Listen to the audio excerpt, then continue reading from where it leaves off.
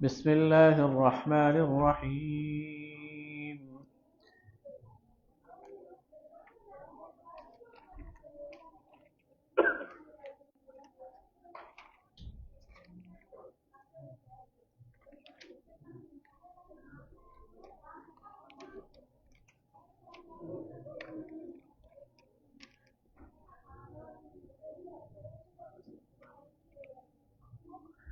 أعوذ بالله من الشيطان الرجيم. بسم الله الرحمن الرحيم. وإذ قال لقمان لابنه وهو يعظه يا بني لا تشرك بالله إن الشرك لظلم عظيم. صدق الله المولانا العظيم. اوکے ٹھیک ہے، ادھر سے درود شریف پڑھ.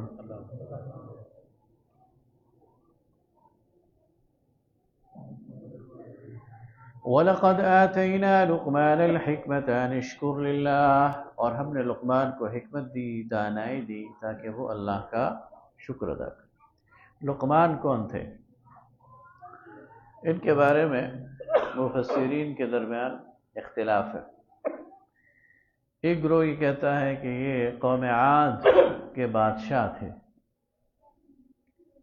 اور ظاہر ہے کہ مسلمان تھے، انبیاء کے پیرو تھے. کچھ لوگ کہتے ہیں یہ پیغمبر تھے، لیکن زیادہ کا رجحان یہ ہے کہ یہ پیغمبر نہیں تھے، بلکہ پیغمبروں کے متبع تھے اور مسلمان تھے اور دانا تھے. لیکن زیادہ رجحان یہ ہے کہ یہ بادشاہ نہیں تھے، بلکہ اور نہ یہ قوم عاد سے تھے، بلکہ یہ ان کے بارے میں 3 آراء ہیں. ایک تو یہ کہ حبشی غلام تھے، دوسری رائے یہ ہے کہ یہ مصر کے سیاہ فام باشندے تھے، اور تیسری رائے یہ ہے کہ یہ نوبہ سے ان کا تعلق تھا.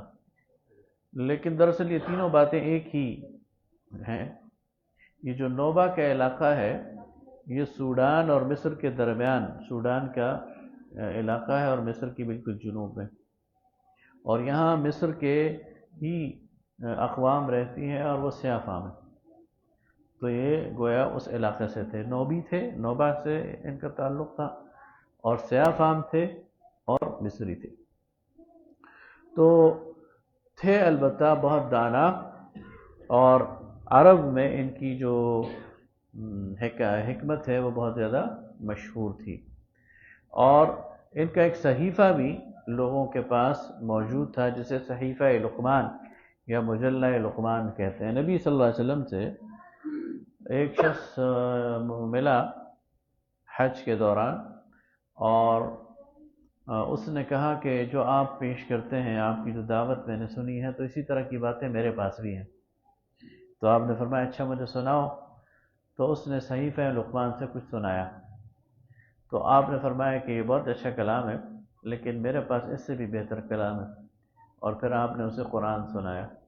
تو پھر اس نے کہا واقعی آپ کا جو کلام ہے وہ بہت بہتر ہے. تو اس کا مطلب یہ ہے کہ عرب کے لوگ حضرت لقمان سے اور ان کی دانائی سے واقف تھے. تو اللہ تعالیٰ فرماتا ہے کہ لقمان کو ہم نے حکمت دی اور دانائی دی. یہ حکمت کیا ہے؟ قرآن پاک میں اس کا جگہ جگہ ذکر بھی ہے. اللہ تعالیٰ قرآن پاک میں انبیاء کے حوالے سے، ہر نبی کے حوالے سے، اور خاص طور پر حضرت ابراہیم کے حوالے سے، حضرت داؤد کے حوالے سے، حضرت عیسیٰ کے حوالے سے، اور نبینا محمد صلی اللہ علیہ وسلم کے حوالے سے یہ تذکرہ کرتا ہے کہ ہم نے انہیں حکمت دی ہے. تو یہ دانائی ہے، حق اور باطل میں امتیاز کرنے کا ایک جو ہے میزان ہے، رائے کی پختگی ہے، اور شرافت ہے، نجابت ہے، کیریکٹر کی بلندی ہے. عرب میں اس شخص کو حکیم کہا جاتا تھا جو کہ اصابت رائے میں، جس کی رائے بڑی پختہ ہوتی تھی، عقل بڑی پختہ ہوتی تھی، سوچ بڑی واضح ہوتی تھی، کیریکٹر بڑا صاف ستھرا ہوتا تھا، اور اس میں کوئی عیوب نہیں ہوتے تھے، تو اسے کہا جاتا تھا کہ یہ حکیم ہے. تو حکمت گویا عقل مندی بھی ہے، دانائی بھی ہے، اور ساتھ ساتھ کردار کی شرافت بھی ہے، اور کردار کی بلندی بھی ہے، اور اعلیٰ انسانی اخلاق اور اخلاقی اوصاف سے مزین ہونا بھی اس میں شامل ہے. تو فرمایا وَلَقَدْ آتَيْنَا لُقْمَانَ الْحِكْمَةَ، ہم نے لقمان کو یہ ساری نعمتیں عطا کی. انشکر للہ، تاکہ وہ اللہ کا شکر ادا کرے۔ وَمَن يَشْكُرْ فَإِنَّمَا يَشْكُرُ لِنَفْسِهِ، اور جو شکر کا رویہ اختیار کرے گا تو اپنے لیے ہی اس کا فائدہ ہے۔ وَمَن كَفَرَ، اور جو ناشکری کرے گا، یہاں کفر شکر کے مقابلے میں استعمال ہوا ہے اور یہاں اس سے مراد ناشکری ہے۔ نہیں، لیکن وہ اس حکمت کا ایک حصہ ہے، وہ اس کا ایک حصہ ہے، یعنی وہ بھی دانائی ہے نا، یا طب کا جو شعبہ ہے، لیکن وہ ایک چھوٹا سا حصہ ہے، ساری حکمت وہ نہیں ہے بلکہ اس حکمت کا ایک چھوٹا سا حصہ ہے۔ فَإِنَّ اللَّهَ غَنِيٌّ حَمِيدٌ، اور جو ناشکری کرے گا تو پھر اللہ تعالیٰ بے پرواہ ہے اور تعریفوں کے لائق ہے۔ وَإِذْ قَالَ لُقْمَانُ لِابْنِهِ، اور یاد کرو جب لقمان نے اپنے بیٹے کو نصیحت کی، وَهُوَ يَعِظُهُ، اور وہ اسے سمجھا رہا تھا، یا بنی، اے بیٹے، لا تشرک باللہ، اللہ کے ساتھ کسی کو شریک نہ ٹھہرا، ان الشرک لظلم عظیم، بے شک شرک بہت بڑی ناانصافی۔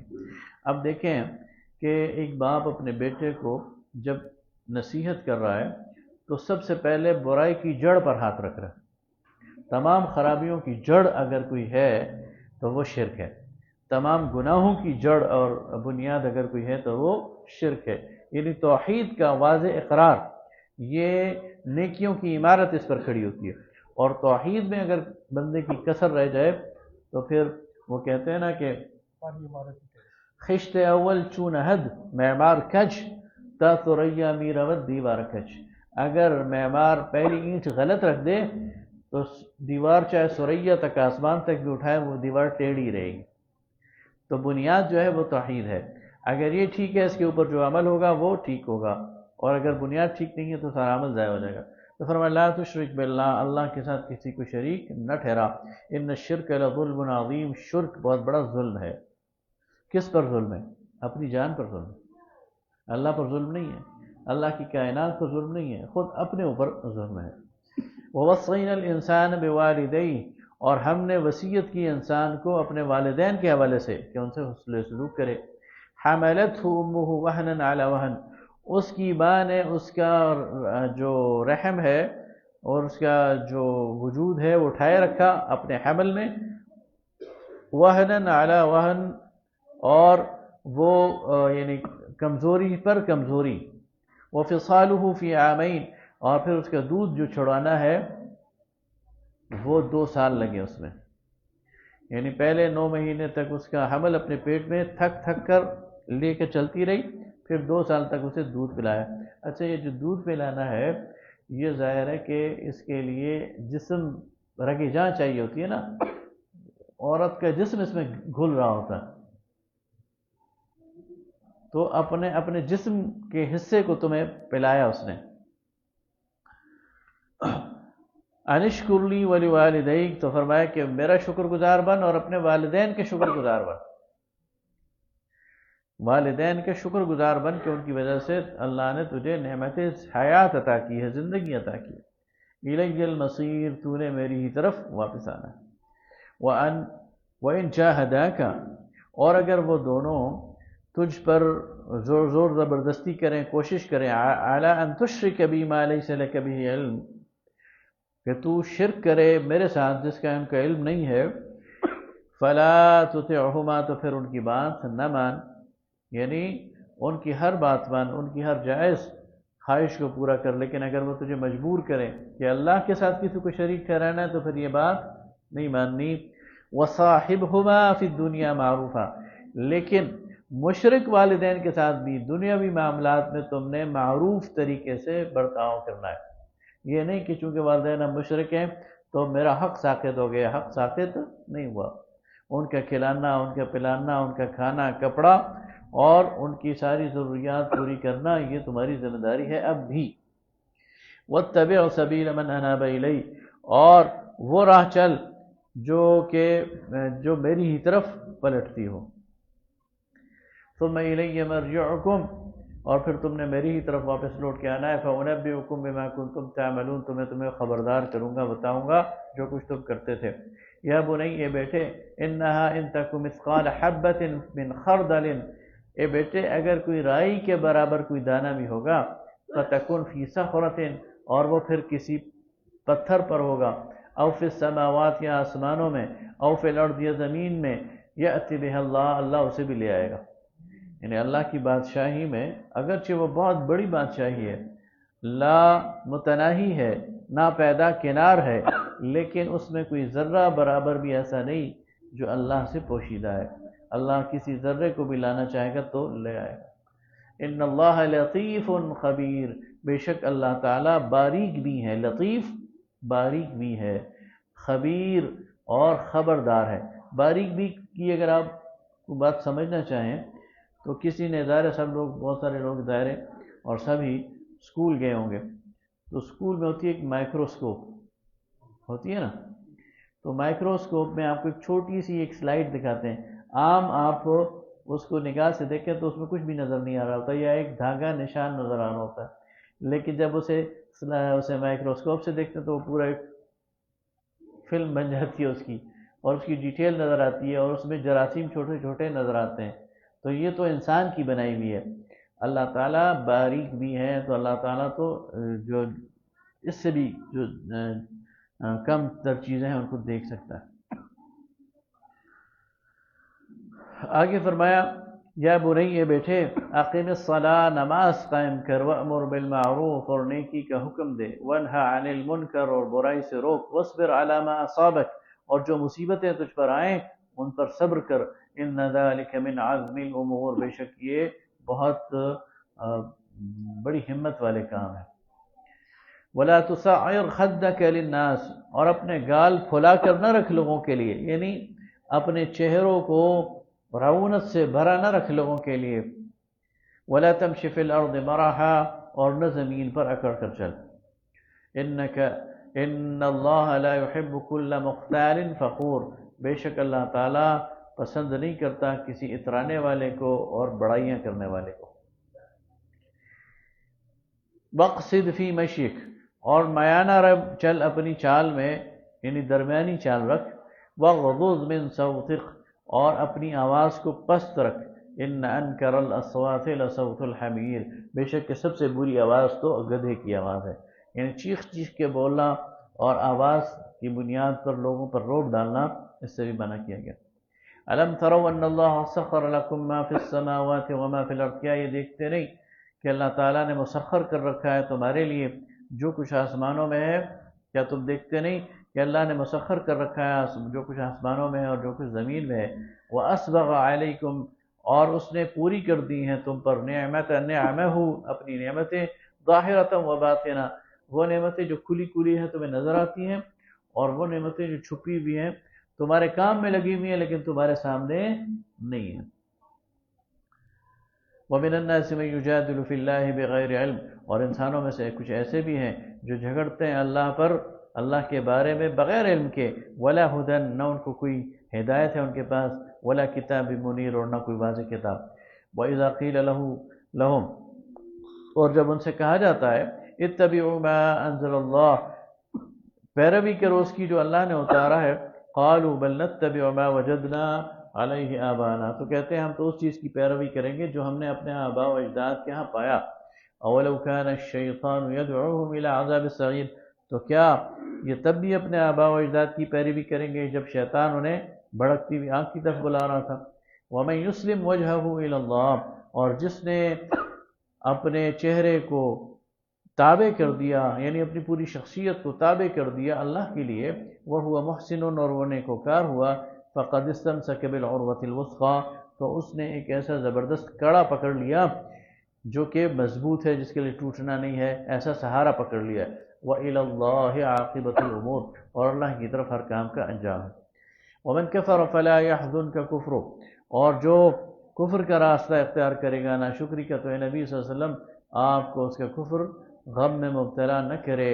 الینا مرجعہم، ان کا لوٹنا ہے ہماری طرف، فننبئہم بما عملوا، تو ہم پھر بتائیں گے ان کو جو انہوں نے عمل کیے۔ ان اللہ علیم بذات الصدور، بے شک اللہ تعالیٰ سینوں تک کے علم کو جانتا ہے۔ نمتعہم قلیلا، ہم تھوڑا بہت فائدہ دیں گے انہیں، ثم نضطرہم الی عذاب غلیظ، پھر انہیں گھسیٹ لائیں گے اس شدید عذاب کی طرف، سخت عذاب کی طرف۔ وَلَئِن سَأَلْتَهُم مَّنْ خَلَقَ السَّمَاوَاتِ وَالْأَرْضَ، اور جب تم ان سے پوچھو کس نے پیدا کیا آسمان اور زمین، لَيَقُولُنَّ اللَّهُ، تو کہتے ہیں اللہ نے، قُلِ الْحَمْدُ لِلَّهِ، تو کہہ دیجئے تمام تعریفیں اللہ کے لیے ہیں. یعنی اتنی بڑی حقیقت ہے کہ تم اسے جھٹلا نہیں سکتے. اللہ اکبر. زمین و آسمان کی تخلیق یہ اپنے بتوں کی طرف نہیں موڑ سکتے، اس لیے اس پر اللہ کا شکر ادا کرو. ان اللہ هو الغنی وَلَئِنْ سَأَلْتَهُم مَّنْ خَلَقَ السَّمَاوَاتِ بَلْ أَكْثَرُهُمْ لَا يَعْلَمُونَ، لیکن ان میں سے اکثر علم نہیں رکھتے. لِلَّهِ مَا فِي السَّمَاوَاتِ وَالْأَرْضِ، اور اللہ ہی کے لیے جو کچھ آسمان اور زمین میں. ان اللہ هو الغنی الحمید، بے شک اللہ تعالیٰ بے پرواہ اور سب خوبیوں کو والا. وَلَوْ أَنَّمَا فِي الْأَرْضِ مِنْ شَجَرَةٍ أَقْلَامٍ، اور اگر یہ دنیا کے سارے درخت یہ قلم بن جائے. وَالْبَحْرُ يَمُدُّهُ مِنْ بَعْدِهِ، اور یہ سارے سمندر سیاہی بن جائیں. اور من بعدہ سبعۃ ابحر، اور اس کے بعد 7 سمندر اور بھی سیاہی بن جائیں. ما نفدت کلمات اللہ، تو اللہ کی کلمات ختم نہیں ہوں گے. میں آپ کو بتا چکا ہوں کلمہ سے مراد آرڈرز ہیں. تو اللہ تعالیٰ تو انتظام کر رہا ہے. اللہ تعالیٰ یعنی آپ اندازہ لگائیں نا، صرف انسانوں کو لے لیں، ویسے تو 2 لاکھ قسم کی مخلوقات دریافت ہوئی ہیں جن میں سے ایک قسم انسان ہے. تو ایک قسم جو انسان ہے، یہ اس وقت دنیا میں 8 ارب سے زیادہ ہے. اس وقت ان 8 ارب کا ڈیٹا کہ فلاں فلاں کے بیٹا ہے، فلاں کے باپ کا نام یہ ہے، ماں کا نام یہ ہے، اس کی زندگی یہ ہے، اور اس کا رزق یہ ہے، اور اس کی قسمت کے یہ اگر لکھنا شروع کر دیا جائے تو 8 ارب لوگوں کا ڈیٹا لکھتے ہوئے کتنا وقت لگے گا اور کتنی سیاہی لگے گی. یہ تو صرف ایک جنس ہے. تو 2 لاکھ اجناس کو جو ہمیں معلوم ہے، اور جو اس سے علاوہ ہے وہ اللہ ہی جانتا ہے، وہ ہمیں معلوم نہیں ہے. تو اللہ فرماتا ہے کہ اللہ کے کلمات ہیں، اللہ کے آرڈرز ہیں، اللہ کا ڈیٹا ہے، جو کہ اگر یہ لکھنا شروع کر دیں، اس کا مطلب یہ نہیں کہ اللہ تعالیٰ نے اس کو اسی طرح لکھا ہوا ہے. اللہ نے جس طرح لکھا ہوا ہے وہ وہی جانتا ہے، اس کا علم، اس کی کیفیت اسے ہی معلوم ہے. لیکن اگر تم اس کو ہاتھوں سے لکھنا شروع کر دو مینولی، تو یہ تمہارے بس کی بات نہیں ہے. کمپیوٹر سے بھی کر رہے تب نہیں ہے. ما خلقکم ولا بعثکم الا کنفس واحدہ. اب اللہ فرماتا ہے ان اللہ عزیز حکیم، بے شک اللہ زبردست اور حکمت والا ہے. ما خلقکم ولا بعثکم الا کنفس واحدہ، تمہارا بنانا، تمہارا تخلیق کرنا اور تمہارا دوبارہ واپس اٹھانا اللہ کے لیے ایسا ہی ہے جیسے ایک نفس کو پیدا کرنا اور اٹھانا. کل مخلوقات. ہاں، اللہ فرما رہا ہے ساری کی ساری مخلوقات کو پیدا کرنا اور پھر مار کر دوبارہ اٹھانا، یہ اللہ کے لیے ایسا ہی ہے جیسے ایک انسان کی بات. ان اللہ سمیع بصیر، بے شک اللہ تعالیٰ سننے والا، دیکھنے والا. الم تر ان اللہ یولج اللیل فی النہار، کیا تم دیکھتے نہیں ہو کہ اللہ پروتا ہے رات کو دن میں، ویولج النہار فی اللیل، اور دن کو رات میں، وسخر الشمس والقمر، اور اس نے مسخر کر دیے ہیں سورج اور چاند. کل یجری الی اجل مسمی، ان میں سے ہر ایک اپنے مدار میں ایک میقات مقرر تک کے لیے جا رہا ہے. وان اللہ بما تعملون خبیر، اور بے شک اللہ جو کچھ تم کرتے ہو اس پہ باخبر ہے.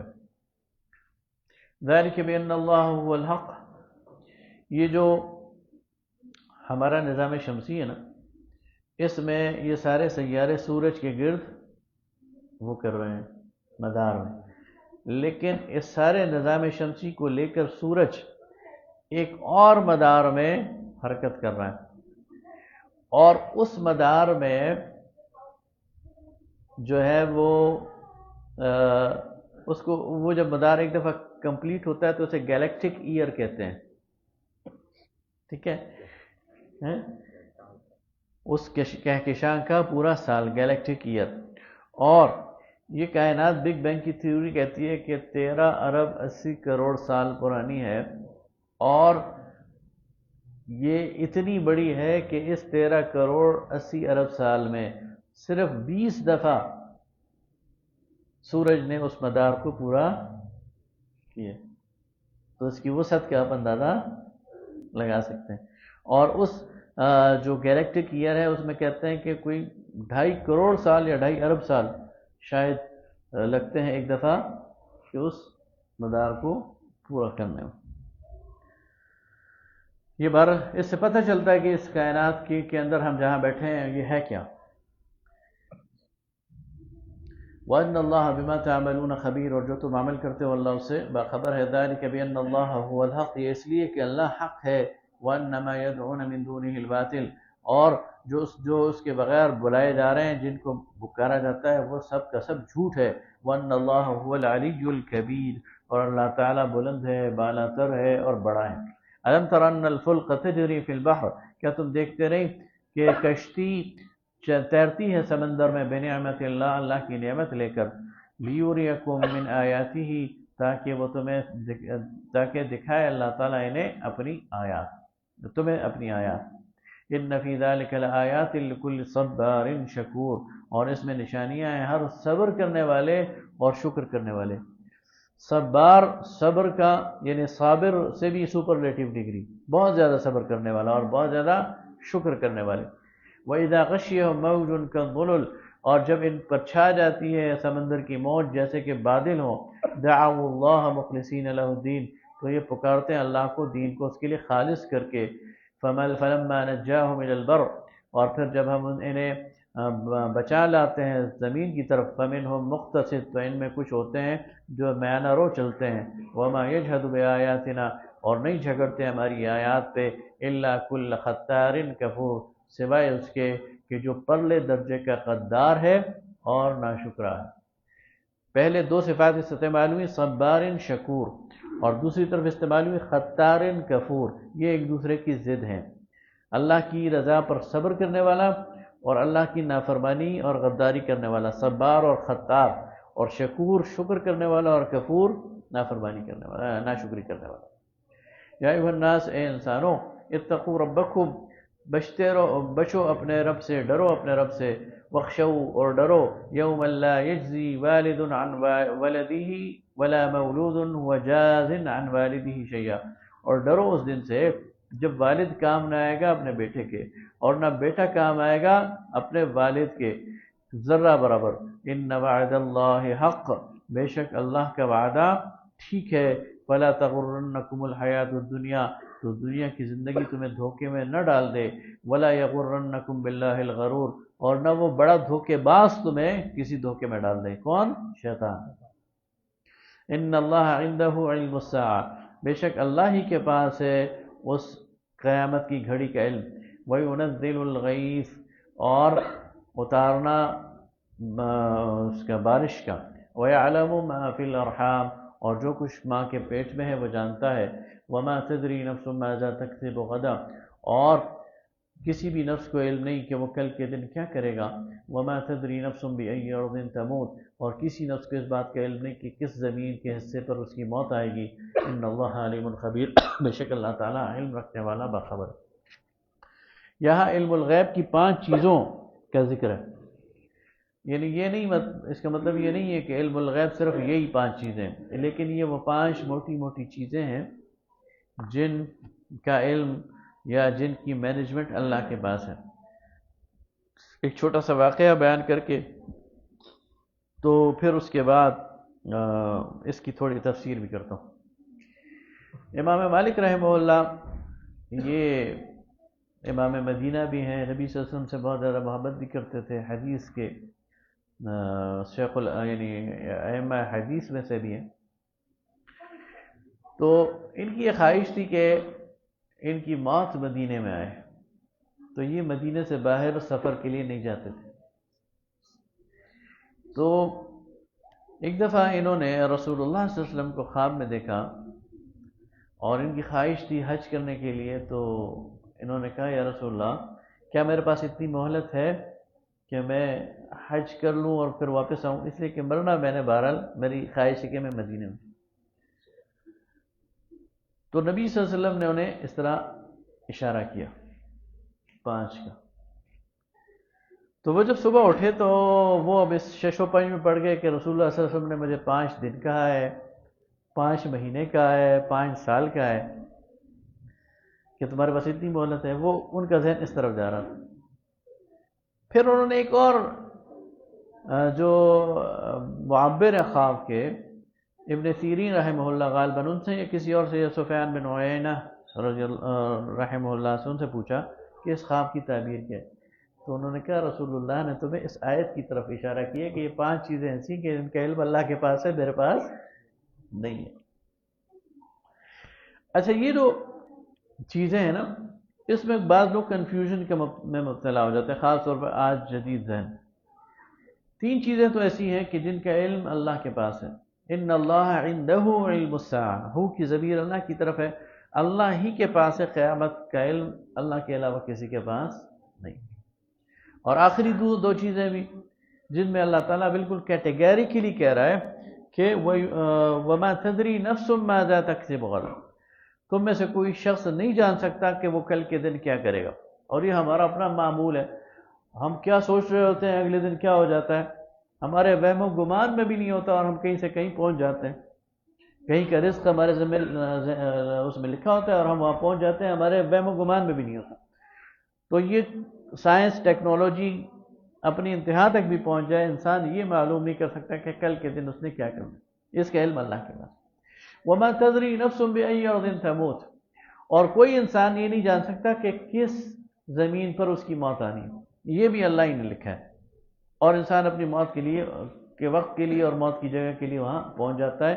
سائنس اور ٹیکنالوجی کتنی آگے بڑھ جائے، انسان اس کا علم حاصل نہیں کر سکتا۔ البتہ 2 چیزیں ایسی ہیں جس کی اللہ نے تردید نہیں کی۔ وَيُنَزِّلُ الْغَيْثَ، فرمایا وہ بارش برساتا ہے، لیکن اس نے یہ نہیں کہا کہ تمہیں نہیں معلوم کہ بارش کب برسے گی، یہ اس نے نہیں کہا۔ اس کا کیا مطلب ہے؟ بارش یقیناً اللہ برسانے والا ہے اور اس کے فیصلے سے برستی ہے، لیکن بارش کے لیے اس نے طبعی قوانین مقرر کیے ہیں، اور وہ قوانین اتنے ظاہر و باہر ہیں کہ انسان ان کو دیکھ کر اندازہ لگا سکتا ہے کہ بارش ہونے والی ہے یا نہیں۔ قانون اللہ نے بنایا ہے، لیکن قانون اتنا واضح ہے کہ اس کو کیلکولیٹ کیا جا سکتا ہے اور بتایا جا سکتا ہے، فور کاسٹ کیا جا سکتا ہے کہ بارش برسے گی، ٹھیک ہے۔ اور وَيَعْلَمُ مَا فِي الْأَرْحَامِ، اللہ فرماتا ہے کہ وہ جانتا ہے رحم مادر میں کیا ہے، لیکن اس نے اس کا یہ تردید نہیں کی کہ کوئی اور اسے جان سکتا ہے۔ آج الٹرا ساؤنڈ ہے، آپ کو جنین بتا دیتی ہے، اس الٹرا ساؤنڈ سے باہر ڈاکٹر بتا دیتا ہے کہ جنس کیا ہے۔ تو یہ اللہ تعالیٰ کے علم کی تردید نہیں ہے، اس لیے کہ اللہ نے خود اس کی تردید نہیں کی، اس کی گنجائش خود قرآن نے رکھی ہے۔ یہ تو معجزہ ہے ایک لحاظ سے کہ اللہ تعالیٰ نے ان چیزوں کی خود گنجائش رکھ دی ہے کہ ان کا علم حاصل کیا جا سکتا ہے، لیکن رحم مادر میں یہ فیصلہ اللہ ہی کا ہے کہ یہ بیٹا ہوگا یا بیٹی، انسان کے فیصلے پر یہ نہیں ہے۔ یعنی انسان خود چاہے نا کہ میں اسے بیٹا بنا دوں یہ بیٹی، یہ انسان نہیں کر سکتا۔ ہاں انسان معلوم کر سکتا ہے، اللہ نے معلوم کرنے کی بات ہی نہیں۔ تو یہ اس میں تھوڑا سا وہ ہے۔ آگے ہے سورہ السجدہ، یہ بھی مکی صورت ہے۔ بسم اللہ الرحمن الرحیم، تنزیل الکتاب لا ریب فیہ من رب العالمین، اتارا جانا اس کتاب کا پورے اہتمام کے ساتھ اس ذات، اور اس میں کوئی شک نہیں ہے یہ رب العالمین کی طرف سے۔ ام یقولون افتراہ، تو کیا کہ یہ لوگ کہتے ہیں کہ یہ جھوٹ ہے۔ اللہ فرماتا ہے یہ جھوٹ نہیں، تنزیل ہے۔ تنزیل آپ کو بتا چکا ہوں میں کہ تنزیل کا کیا مطلب ہے، پورے اہتمام سے اتارنا، پورے پروٹوکول کے ساتھ۔ تو یہ جھوٹ نہیں ہے بلکہ یہ اللہ کی طرف سے تنزیل ہے۔ بل هو الحق من ربک، بلکہ یہ حق ہے تمہارے رب کی طرف سے۔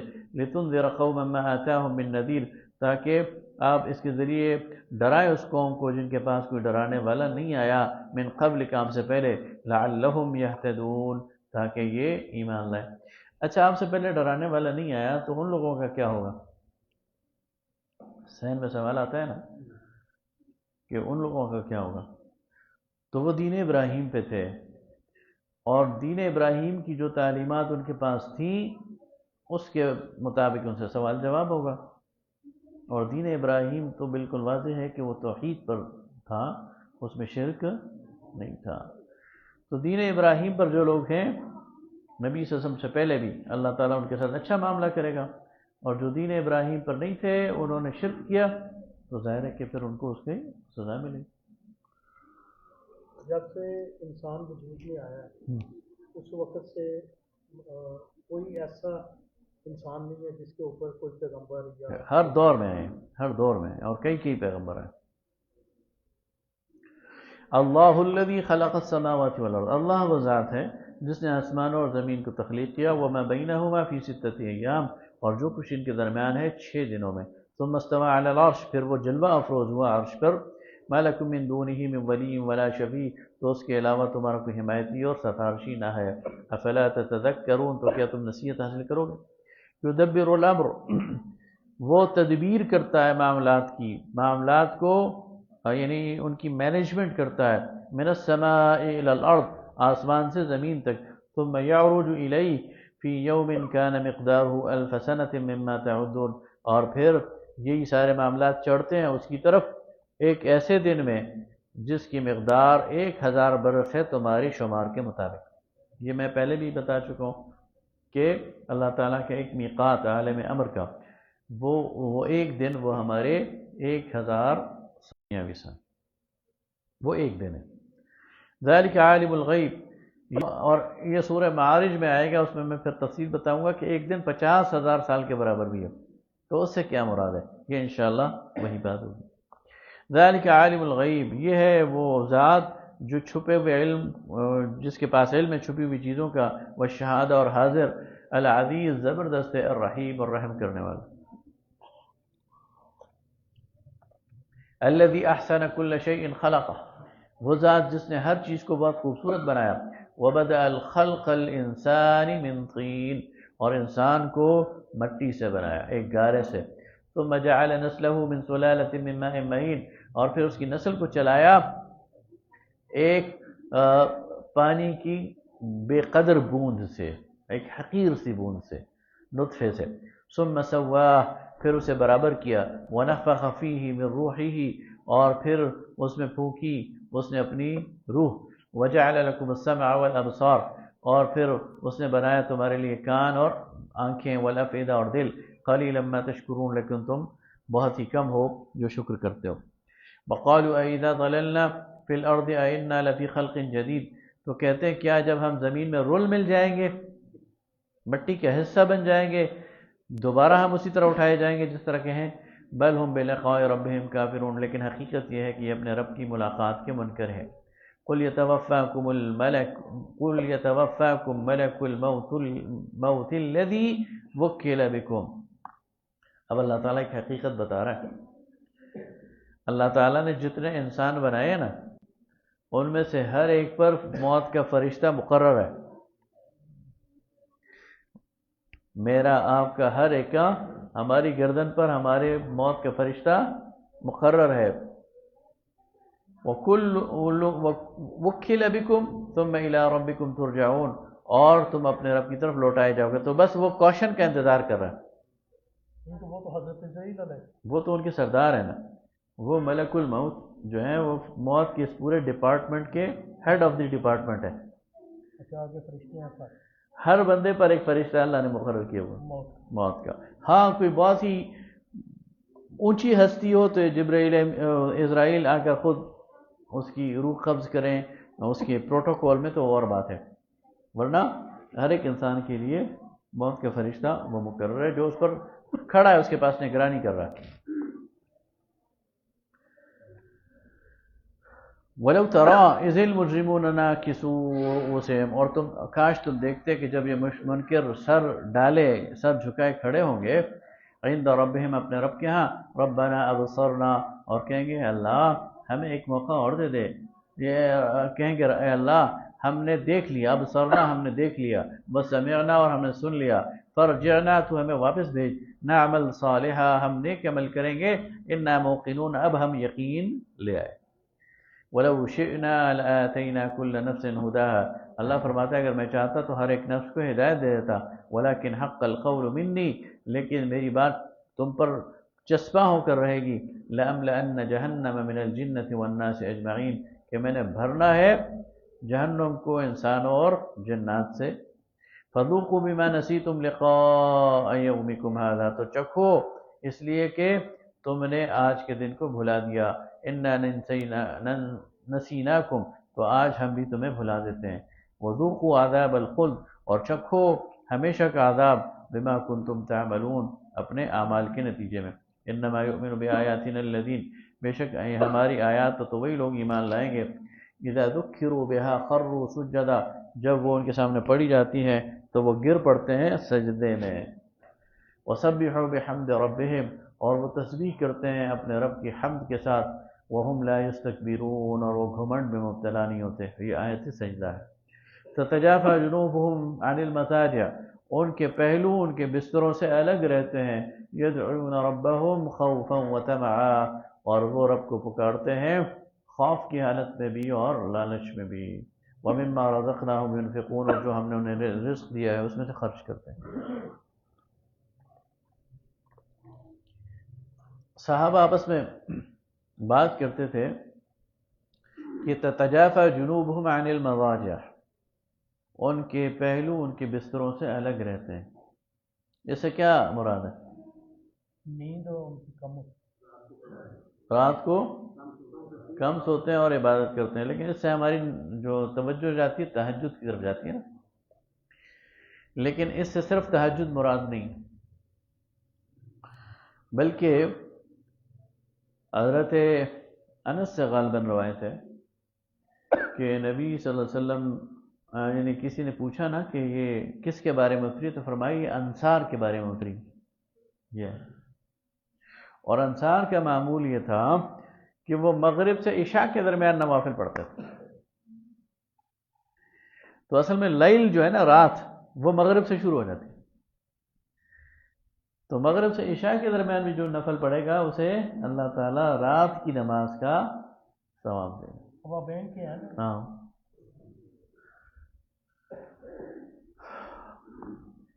فلا تعلم نفس یعنی اللہ تعالیٰ نے ساری چیزیں آسان کی ہوئی ہیں مشکل کوئی نہیں ہے اگر بندہ اس کو کرنا. لیکن جو آدھی رات یا آخری پہر ہے اس کے وہ کیا کہنا اس کی اور زیادہ وہ ہے اس کے اپنی اہمیت. فلا تعلم نفس ما اخفی لهم من قرۃ اعین تو کوئی نفس یہ نہیں جانتا کہ ہم نے کیا چیزیں چھپا رکھی ہیں اس کے لیے اس کی آنکھوں کی ٹھنڈک کا سامان. جزاء بما كانوا يعملون یہ بدلہ ہے ان کے عمل کا. افمن كان مؤمنا كمن كان فاسقا تو کیا جو ایک ایمان والا ہے وہ برابر ہے اس کے جو نافرمان ہے. لا يستوون یہ برابر نہیں ہو سکتے. اما الذين امنوا وعملوا الصالحات وہ لوگ جو ایمان لائے اور جنہوں نے نیک اعمال کیے فلہم جنات المأوا ان کے لیے جنات المأوا مأوا کے باغات ہیں. نزلا بما كانوا يعملون اور یہ مہمانی ہے ان کے اعمال کی. جنت کی مختلف قسمیں قرآن میں آئی ہیں. جنات الفردوس یعنی فردوس کے باغات. جنات المأوا یعنی مأوا کے باغات. جنات عدن کے باغات. تو یہ جنتیں مختلف کیٹیگریز ہیں مختلف اس کے درجے ہیں. وَأَمَّا الَّذِينَ فَسَقُوا فَمَأْوَاهُمُ النَّارُ اور جنہوں نے نافرمانی کی ان کا ٹھکانہ آگ ہے. كُلَّمَا أَرَادُوا أَن يَخْرُجُوا مِنْهَا أُعِيدُوا فِيهَا جب وہ اسے نکلیں گے دوبارہ اس میں ڈال دیے جائیں گے. وَقِيلَ لَهُمْ ذُوقُوا عَذَابَ النَّارِ اور ان سے کہا جائے گا چکھو آگ کا عذاب. الَّذِي كُنْتُمْ بِهِ تُكَذِّبُونَ جس کو تم جھٹلایا کرتے تھے. وَلَنُذِيقَنَّهُمْ مِنَ الْعَذَابِ الْأَدْنَىٰ دُونَ الْعَذَابِ الْأَكْبَرِ لَعَلَّهُمْ يَرْجِعُونَ اور ہم انہیں چکھاتے رہیں گے ایک کم عذاب سے بڑے عذاب کی طرف تاکہ یہ پھر آئیں. مطلب یہ ہے کہ دنیا میں ہم انہیں تعزیانے دیں گے عذاب کے تو اگر یہ اس سے پلٹ آئے تو ٹھیک ہے ورنہ پھر ہم انہیں لوٹا دیں گے اس بڑے عذاب کی طرف جو آخرت کا ہے. وَمَنْ أَظْلَمُ مِمَّنْ ذُكِّرَ بِآيَاتِ رَبِّهِ ثُمَّ أَعْرَضَ عَنْهَا اور اس سے بڑھ کر ظالم کون ہے جس کے سامنے ذکر کیا گیا تیرے رب کی آیات کا اس کے رب کی آیات کا. ثُمَّ أَعْرَضَ عَنْهَا اور اس نے اس سے منہ موڑا. إِنَّا مِنَ الْمُجْرِمِينَ مُنْتَقِمُونَ ہم ایسے مجرموں سے انتقام لیں گے. وَلَقَدْ آتَيْنَا مُوسَى الْكِتَابَ اور ہم نے عطا کی موسیٰ کو کتاب. فَلَا تَكُنْ فِي مِرْيَةٍ مِّن لِقَائِهِ تو آپ اس دھوکے میں نہ پڑیے یعنی اس کے ساتھ ملاقات کی. وَجَعَلْنَاهُ هُدًى لِبَنِي إِسْرَائِيلَ اور ہم نے بنایا اسے بنی اسرائیل کے لیے ہدایت. وَجَعَلْنَا مِنْهُمْ أَئِمَّةً يَهْدُونَ بِأَمْرِنَا اور ہم نے ان کو پیشرو بنایا جو کہ ہماری ہدایت کے مطابق لوگوں کو ہدایت دیتے تھے، ہمارے حکم کے مطابق۔ لما صبروا، جب انہوں نے صبر کیا، وکانوا بآیاتنا یوقنون، اور وہ ہماری آیات پر یقین رکھتے تھے۔ ان ربک هو یفصل بینہم یوم القیامہ، تیرا رب قیامت کے دن ان کے درمیان فیصلہ کرے گا، فیما کانوا فیہ یختلفون، جن چیزوں کے بارے میں اختلاف کرتے ہیں۔ اولم یہد لہم، اور کیا ان کو راہ نہ سوجھی، کم اہلکنا من قبلہم، کہ کتنے لوگوں کو ہم نے ہلاک کیا ان سے پہلے، من القرون، کتنی بستیاں، کتنے اقوام، یمشون فی مساکنہم، ابھی چلتے پھرتے ہیں ان کے گھروں کے درمیان۔ ان فی ذلک لآیات، اس میں نشانیاں ہیں، افلا یسمعون، تو سنتے نہیں۔ اولم یروا انا نسوق الماء الی الارض الجرز، کیا دیکھتے نہیں کہ ہم پانی کو بہا دیتے ہیں ایک چٹیل زمین کی طرف، فنخرج به زرعا، اور پھر اس کے ذریعے ہم کھیتیاں اگاتے ہیں، تأکل منہ انعامہم، پھر کھاتے ہیں ان کی چوپائے اس میں سے، وانفسہم، اور یہ خود بھی، افلا یبصرون، تو کیا دیکھتے نہیں۔ وَيَقُولُونَ مَتَى هَذَا الْفَتْحُ إِن كُنتُمْ صَادِقِينَ، اور کہتے ہیں وہ فیصلے کا دن کب آئے گا اگر تم سچے ہو۔ قُلْ يَوْمَ الْفَتْحِ لَا يَنْفَعُ الَّذِينَ كَفَرُوا إِيمَانُهُمْ، تو کہہ دیجئے کہ وہ فیصلہ کا دن جب آئے گا تو کافروں کو ان کا ایمان کوئی فائدہ نہیں دے گا، وَلَا هُمْ يُنظَرُونَ، نہ ان کو ڈھیل دی جائے گی۔ فَأَعْرِضْ عَنْهُمْ، بس آپ ان سے اعراض کیجئے، چشم پوشی کیجئے، وَانْتَظِرْ، اور انتظار کیجئے، انہم منتظرون، وہ بھی منتظر ہے۔ بسم اللہ الرحمن الرحیم۔ سورہ احزاب۔ سورہ احزاب یہ مدنی سورت ہے، اور یہ اس کا کچھ حصہ غزوہ احزاب یعنی 5 ہجری اور کچھ اس کے بعد یعنی 6 ہجری، اس دوران یہ نازل ہوا۔ تو اس میں ایک تو غزوہ احزاب کے حوالے سے کچھ رکوعوں میں بات کی گئی ہے، اور اس میں کچھ نبی صلی اللہ علیہ وسلم کی عائلی زندگی کے حوالے سے بات کی گئی ہے، اور اس میں کچھ جو پردے کے حوالے سے احکامات ہیں۔ اس لحاظ سے یہ بڑی، قرآن پاک کی ہر آیت بڑی اہم ہے، لیکن مسلمانوں کے لیے اس میں بڑا غور اور فکر اور اس کو اچھی طرح سمجھنے کی ضرورت ہے۔ تو ہم اللہ سے دعا ہے کہ اس کے جو اسباق ہیں وہ ہم اچھی طرح سمجھیں اور پھر ان پر عمل کریں۔ یا ایھا النبی، اے نبی، اتق اللہ، اللہ سے ڈرو، ولا تطع الکافرین والمنافقین، اور کفار اور منافقین کا کہا نہ مانو۔ ان اللہ کان علیما حکیما، بے شک اللہ تعالیٰ علم رکھنے والا، حکمت والا۔ واتبع ما یوحی الیک، اور اتباع کیجئے اس وحی کی جو ہم آپ کی طرف کر رہے ہیں، من ربک، آپ کے رب کی طرف سے۔ ان اللہ کان بما تعملون خبیرا، بے شک اللہ تعالیٰ آپ کے کام کی خبر رکھتا ہے۔ وتوکل علی اللہ، اور اللہ پر بھروسہ رکھیے۔ وکفی باللہ وکیلا، اللہ ہی کافی ہے کارساز۔ ما جعل اللہ لرجل من قلبین فی جوفہ، اللہ نے کسی مرد کے دل میں 2 دل نہیں رکھے، اللہ نے کسی مرد کے سینے میں 2 دل نہیں رکھے۔ وما جعل ازواجکم اللائی تظاہرون منہن امہاتکم، اور نہیں اللہ تعالیٰ نے تمہاری جو بیویاں ہیں جن کو تم ماں کے بیٹھتے ہو تمہاری مائیں بنا دیا۔ اب یہاں ایک بہت بڑی جو بدعت تھی وہاں پر مشرکین مکہ میں اور عرب کے معاشرے میں، اس کو ختم کیا جا رہا۔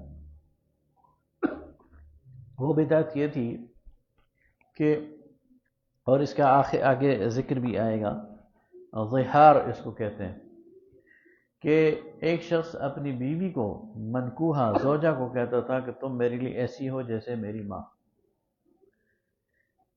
اور پھر وہ سمجھتے تھے کہ اس سے نکاح ٹوٹ گیا ہے اور یہ گویا ماں کے برابر ہو گئی۔ تو اللہ تعالیٰ فرماتا ہے کہ تمہاری زبان سے کوئی تمہاری ماں نہیں بن سکے، اگرچہ یہ تمہارا قول غلط ہے اور تمہیں اس کی سزا بھگتنی پڑے گی، تمہیں اس کا کفارہ ادا کرنا پڑے گا، لیکن کسی کے کہنے سے کوئی کسی کی ماں یا کوئی بیٹا یا بیٹی نہیں بن جاتا۔ یہ رشتے اللہ ہی نے مقرر کیے جو کہ ہیں۔ وما جعل ادعیاءکم ابناکم، اور نہ ہی اس نے بنایا تمہارے منہ بیلے بیٹوں کو تمہارا بیٹا۔ قولکم بافواہکم، یہ تمہارے منہ کی باتیں ہیں۔ واللہ یقول الحق، اور اللہ حق بات کہتا ہے۔ وہو یہدی السبیل، اور وہی سیدھا راستہ دکھاتا ہے۔ ادعوہم لآبائہم، انہیں پکارو ان کے آباء و اجداد کے نام سے۔ وہ اقصد عند اللہ، یہ زیادہ بہتر ہے اللہ کے ہاں. فَإِن لَّمْ تَعْلَمُوا، اور اگر تم نہ جانو آباءہم کہ ان کے والدین کون ہیں، فَإِخْوَانُكُمْ فِي الدِّينِ، تو دین میں تمہارے بھائی ہیں، وَمَوَالِيكُمْ، اور تمہارے دوست ہیں، وَلَيْسَ عَلَيْكُمْ جُنَاحٌ فِي مَا أَخْطَأْتُمْ بِهِ، اور تم پر کوئی گناہ نہیں ہے جو چیزیں تم سے غلطی میں سرزد ہو گئی ہیں، وَلَكِنْ مَا تَعَمَّدَتْ قُلُوبُكُمْ، لیکن جو دل کے ارادے سے تم کرو گے تو وہ اس کے بارے میں اللہ تم سے پوچھے گا. وَكَانَ اللَّهُ غَفُورًا رَحِيمًا، اور اللہ تعالیٰ جو ہے وہ بخشنے والا مہربان ہے. النبی اولیٰ بالمؤمنین، اچھا یہ کیوں کہا جا رہا ہے؟ اس کے پیچھے ایک واقعہ ہے، تو وہ آگے آئے گا تو اس کی ڈیٹیل تو وہاں ڈسکس کریں گے. ایک صحابی ہیں حضرت زید بن حارثہ رضی اللہ تعالی عنہ، نوجوان صحابی، اور غزوہ موطا میں ہی شہید بھی ہوئے. نبی صلی اللہ علیہ وسلم نبوت سے پہلے حضرت زید بن حارثہ بھی چھوٹے بچے تھے، 7-8 سال کے. یہ بنی قاف سے تھے، تو اپنی والدہ کے ساتھ سفر پر جا رہے تھے. تو راستے میں ڈاکوؤں نے قافلے پر حملہ کر دیا اور سارا مال اسباب لوٹ لیا اور ان کو غلام بنا لیا، 7-8 سال کے بچے، اور اوقاس کے میلے میں جا کر فروخت کر دیا.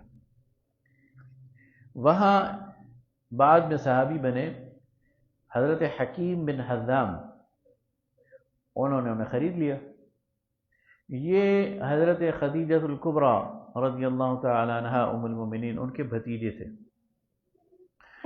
تو انہوں نے اس غلام کو لا کر، اس بچے کو لا کر حضرت خدیجہ کے سپرد کر دیا کہ یہ آپ کی خدمت کرے. اس دوران نبی صلی اللہ علیہ وسلم کا نکاح ہو چکا تھا حضرت خدیجہ الکبریٰ سے.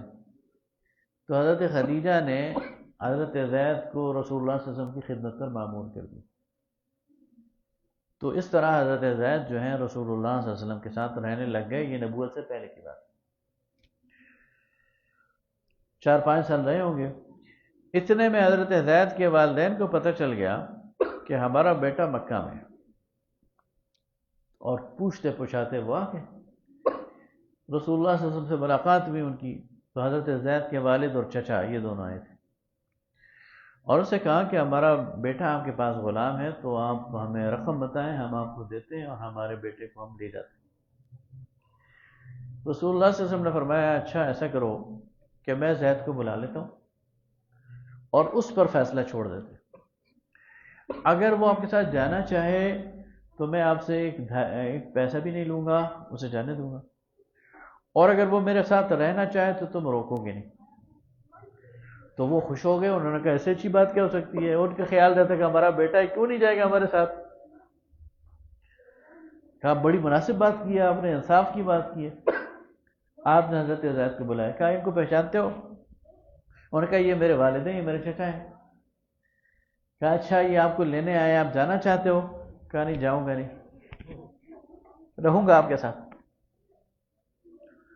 باپ نے اور چچا نے کہا تم غلامی کو ترجیح دیتے ہو؟ کہا میں یہاں غلام نہیں ہوں، مجھے تو انہوں نے بیٹوں کی طرح رکھا ہے اور مجھے وہ پیار اور محبت ملا ہے جو آپ سے نہیں ملا.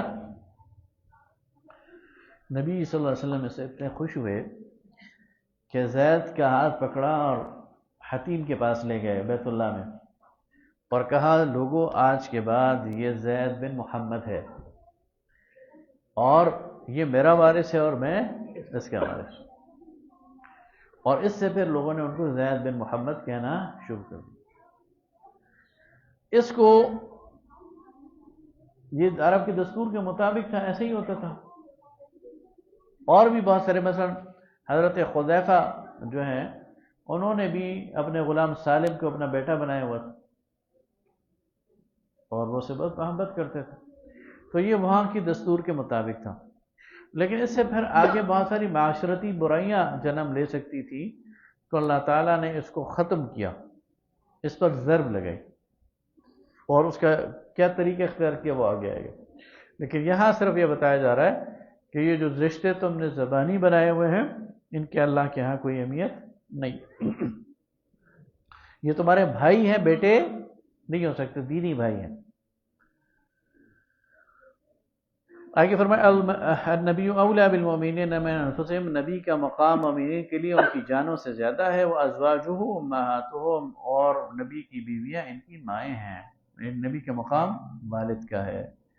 وَأُولُو الْأَرْحَامِ بَعْضُهُمْ أَوْلَىٰ بِبَعْضٍ، ہاں جو قریبی رشتہ دار ہیں وہ ایک دوسرے کے زیادہ قریب ہیں، فی کتاب اللہ، اللہ کی کتاب میں، من المؤمنین والمہاجرین الا ان تفعلوا الى اولیائکم معروفا، مومنین میں سے چاہے وہ مہاجرین ہیں سوائے اس کے کہ تم اپنے رفیقوں کے ساتھ احسان کا سلوک کرو۔ اچھا اس میں ایک اور چیز بھی ختم کر دی، یہ جو نبی صلی اللہ علیہ وسلم نے مواخات کرائی تھی انصار اور مہاجرین کے درمیان، تو وہ ایک بہت اچھا ایک جسچر تھا کہ ایک انصاری اور ایک مہاجر یہ بھائی بھائی ہیں، لیکن یہ واضح کر دیا کہ یہ ایک دوسرے کے وراثت میں شریک نہیں ہے، دینی طور پر یہ بھائی ضرور ہیں لیکن وراثت میں ان کے اپنے جو اولی الارحام ہیں وہی ایک دوسرے کے وارث بنیں گے، یہ وراثت میں ایک دوسرے کے شریک نہیں۔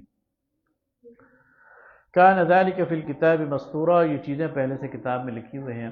وَإِذْ أَخَذْنَا مِنَ النَّبِيِّينَ مِيثَاقَهُمْ، اور جب ہم نے انبیاء سے ایک پختہ عہد لیا، وَمِنْكَ، اور نبی آپ سے لیا، وَمِن نوح، اور نوح سے لیا، وَإِبْرَاهِيمَ وَمُوسَى وَعِيسَى ابْنَ مَرْيَمَ، وَأَخَذْنَا مِنْهُمْ مِيثَاقًا غَلِيظًا، اور ان میں سے ہر ایک سے ایک پختہ وعدہ لیا، لِيَسْأَلَ الصَّادِقِينَ عَنْ صِدْقِهِمْ، تاکہ وہ پوچھے سچوں سے ان کے سچ کے بارے میں، وَعَدَّ لِلْكَافِرِينَ عَذَابًا أَلِيمًا، اور کفار کے لیے اس نے ایک دردناک عذاب تیار کر رکھا۔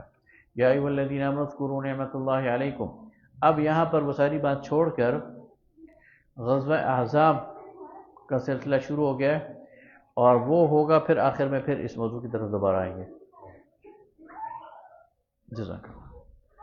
فرمایا یا ایھا الذین آمنوا، اے ایمان والو، یاد کرو وہ نعمت اللہ کی جو اس نے تم پر کی، اذ جاءتکم جنودا، جب تم پر چڑھ دوڑے لشکر، فارسلنا علیہم ریحا وجنودا لم تروها، تو ہم نے ان پر ہوا بھیجی اور ایسے لشکر جن کو تم نہیں دیکھتے، وکان اللہ بما تعملون بصیرا، اور اللہ تعالیٰ تمہارے اعمال کو دیکھ رہا۔ یہ غزوہ احزاب کی بات ہے۔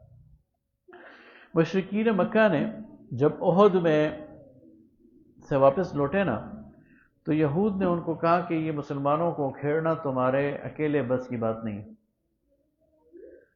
بدر میں تم مار کھا کے واپس آ گئے، احد میں تم نقصان پہنچائے، تم نے مسلمانوں کو نقصان پہنچایا، ان کے 70 آدمی شہید کر دیے، لیکن انہیں اکھاڑنے میں کامیاب نہیں ہو سکے، مدینہ تو اپنی جگہ قائم ہے، لہذا یہ بات سمجھ لو کہ اب اکیلے تمہارے بس کی بات نہیں۔ اب اس کے لیے ہمیں کوئی جائنٹ اسٹریٹجی، جائنٹ ایڈونچر کرنا پڑے گا، اس کے لیے افرادی قوت کی بھی ضرورت ہے، اس کے لیے مال کی بھی ضرورت ہے، تو قریش اکیلے یہ کام تم نہیں کر سکتے، تو افرادی قوت کے لیے عرب کے قبائل کو جمع کرو، اور مال و دولت کے لیے یہود کو ساتھ ملاؤ، ظاہر پیسوں کی بھی ضرورت ہوتی ہے اور افراد کی بھی ضرورت ہوتی ہے۔ چنانچہ مسلسل 2 سال تک یہود نے قریش کے ساتھ مل کر یہ اسٹریٹجی بنائی، اور پورے عرب کے جتنے قبائل تھے ان کو جمع کر کے 10,000 کے قریب کا لشکر تیار کیا، اور یہود کا پیسہ اس میں انویسٹ کیا، اور ایک پورے لو لشکر کے ساتھ انہوں نے مدینے پہ چڑھائی کا پروگرام بنایا۔ ادھر رسول اللہ صلی اللہ علیہ وسلم کو پوری اطلاع تھی، آپ کو ایک ایک چیز کی خبر مل رہی تھی، آپ کے جاسوس بیٹھے ہوئے تھے مکہ کے اندر، ان کی ہر مجلس کی اطلاع آپ کو دیتے تھے۔ تو آپ صلی اللہ علیہ وسلم نے صحابہ اکرام سے مشورہ کیا کہ بہت بڑا لشکر آئے گا، تو کیسے دفاع کیا جائے؟ تو حضرت سلمان فارسی رضی اللہ تعالیٰ عنہ نے کہا یا رسول اللہ، فارس میں، ایران میں جب ایسا کوئی معاملہ ہوتا ہے تو ہم خندقیں کھود کر شہر کا دفاع کرتے ہیں۔ اب یہ ایسی چیز تھی جو مشرکین کے ذہن میں نہیں، وہم و گمان میں بھی نہیں تھی۔ نبی صلی اللہ علیہ وسلم کو یہ تجویز پسند آئی، آپ نے فرمایا ٹھیک ہے خندق کھودیں۔ تو 6 دن کے اندر اندر مسلمانوں نے 3-4 کلومیٹر کی خندق کھودی ہے، اور خندق بھی اتنی گہری کھودی ہے کہ کوئی شخص اس میں بغیر کسی سہارے کے اتر نہیں سکتا تھا، اور اتنی چوڑی کہ پھلانگ بھی نہ سکے اور گھوڑا بھی اس سے جمپ نہ مار سکے، یعنی کم از کم 20 فٹ چوڑی اور 10-15-20 فٹ گہری، اور جو ملبہ تھا وہ اندر کی سائڈ ڈالا، تاکہ باہر والوں کو ملبہ بھی میسر نہ ہو کہ اسے پاٹ سکیں۔ تو 6 دن کے اندر اندر یہ خندق کھودی گئی۔ جب کفار آئے اور انہوں نے دیکھا کہ یعنی وہ تو آئے تھے کہ بس ہم 2-2.5 گھنٹے کی یا 1 دن کی کارروائی ہے، چڑھ دوڑیں گے مدینہ پر، مسلمان مقابلہ نہیں کر سکیں گے، تتر بتر ہو جائیں گے، ختم ہو جائے گا اور واپس آئیں گے۔ محاصرے کی نیت تو ان کی تھی نہیں۔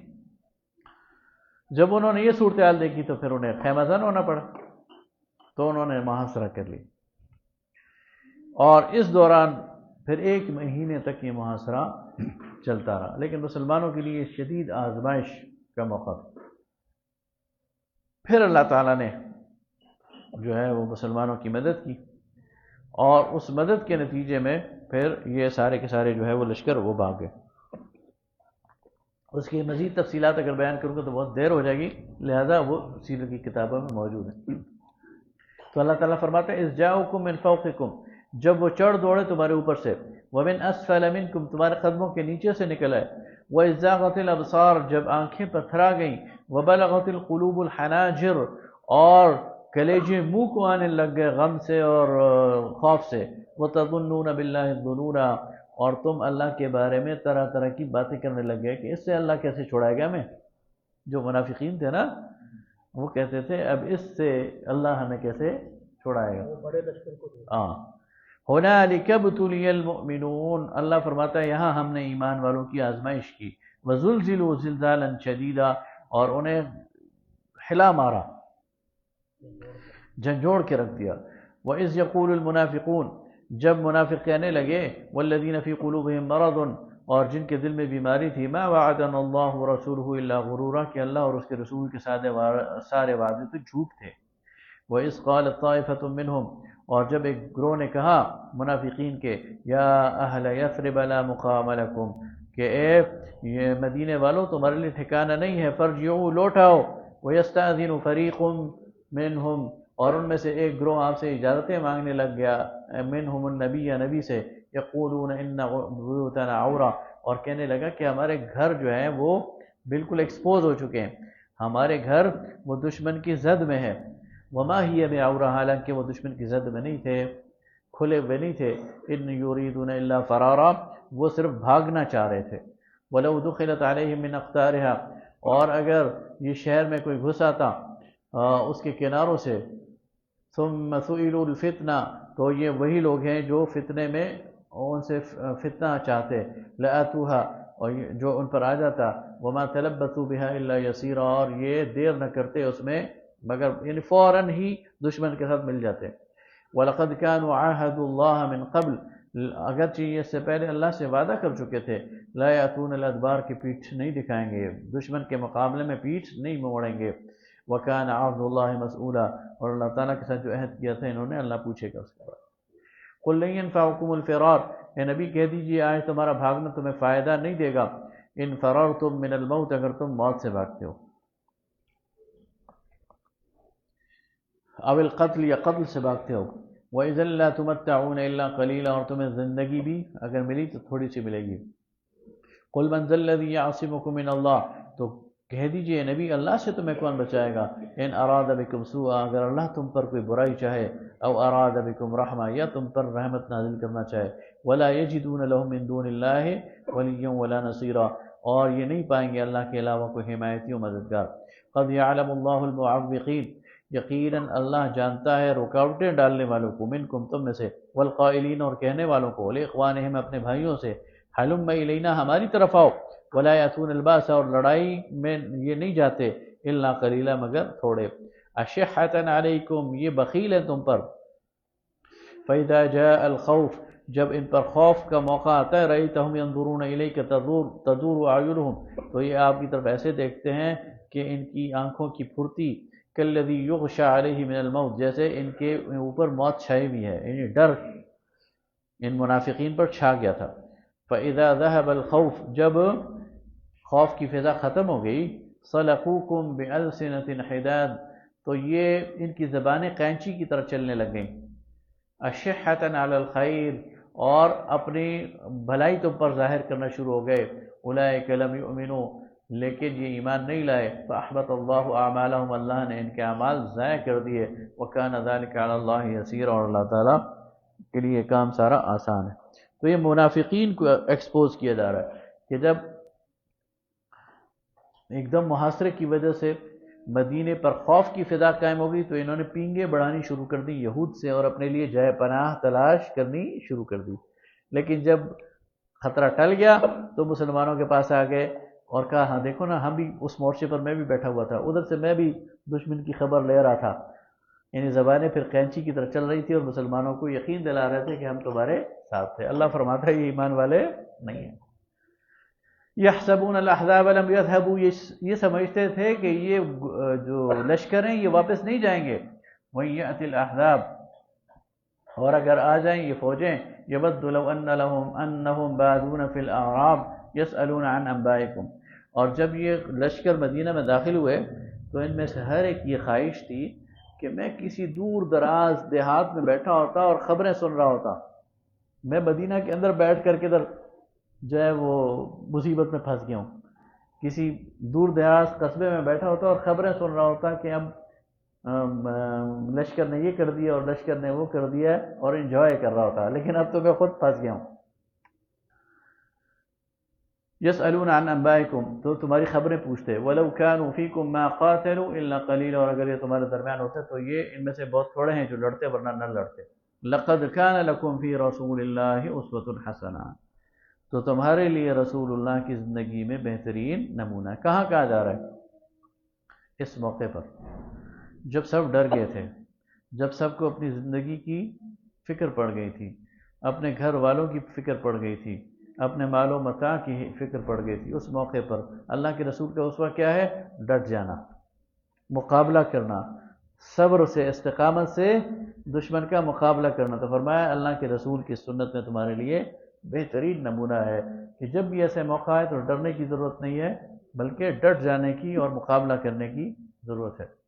لمن کان یرجو اللہ والیوم الآخر، یہ اس کے لیے ہے جو امید رکھتا ہے کہ وہ اللہ سے ملاقات کرے گا اور آخرت کے دن کی، وذکر اللہ کثیرا، اور اللہ کو یاد کرتا ہے کثرت سے۔ ولما رأى المؤمنون الاحزاب، اور مومنین جب انہوں نے ان لشکروں کو دیکھا، قالوا هذا ما وعدنا اللہ ورسولہ، تو کہا کہ یہ وہی چیز ہے جس کا وعدہ کیا تھا اللہ نے ہم سے اور اس کے رسول نے، وصدق اللہ ورسولہ، اور سچ کہا تھا اللہ نے اور اس کے رسول نے، وما زادهم الا ایمانا وتسلیما، اور ان کے ایمان میں اور ان کی اطاعت میں اضافہ ہوا۔ منافقین کے نفاق میں اضافہ ہو گیا، وہ ڈر گئے، اور اہل ایمان کے ایمان میں اضافہ ہو گیا اور وہ استقامت سے ڈٹے ہوئے کھڑے رہ گئے۔ من المؤمنین رجال صدقوا ما عاهدوا اللہ علیہ، مومنین میں سے وہ مردان کار جنہوں نے سچ کر دکھایا وہ وعدہ جو انہوں نے اللہ سے کیا تھا۔ فمنهم من قضى نحبه، تو ان میں سے کسی کی ہم نے نظر پوری کر دی، ان کی دل کی خواہش پوری کر دی۔